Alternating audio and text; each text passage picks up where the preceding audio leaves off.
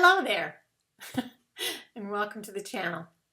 Well, yesterday I read to you May Swenson's remarkably simple but deceptively complex poem, Question.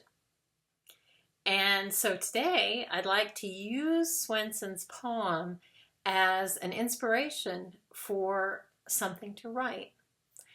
And I think what I love about that poem, aside from the fact that she is starting from a position of believing that the soul is different than the body. So the soul is addressing the body in question.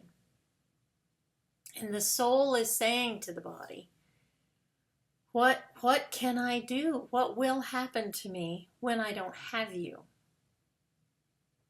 This is an essential question.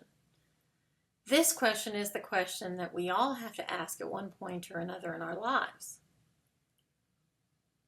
We are the animal that knows we're going to die.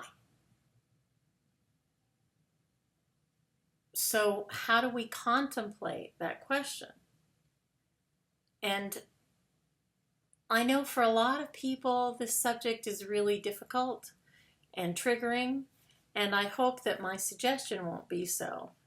But if it is, then you can just stop the video here and say, that's enough, Eva, I don't want to hear about it. However, if you feel like you're prepared to do it, I strongly suggest that you consider writing a poem, a memoir, a short story, or an essay contemplating the difference between alive and dead. We all must face this in one way or another, not just our own, not just the threat of our own demise, but the demise of those around us whom we value, whom we treasure. And most of us who are of any age whatsoever have experienced this. We've experienced the grief of losing a life, of losing a beloved. And because of that, we've begun the journey to trying to understand this difference.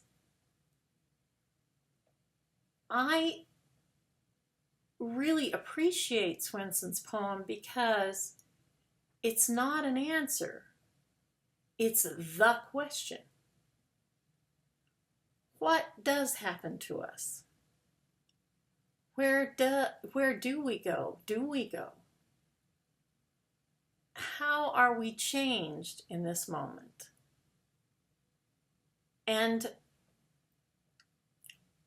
I have my theories about it.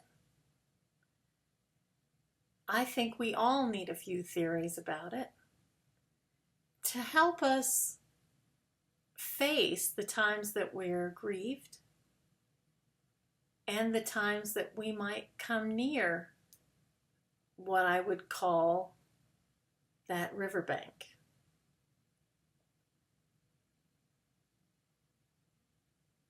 When we contemplate it, when we write about it, we do indeed think about it differently than when we discuss it with a friend or read about it in a story. To write about it is to take hold of it and try to comprehend it. And I think the effort of trying is the important part. So if you can, try. Write down your contemplations about that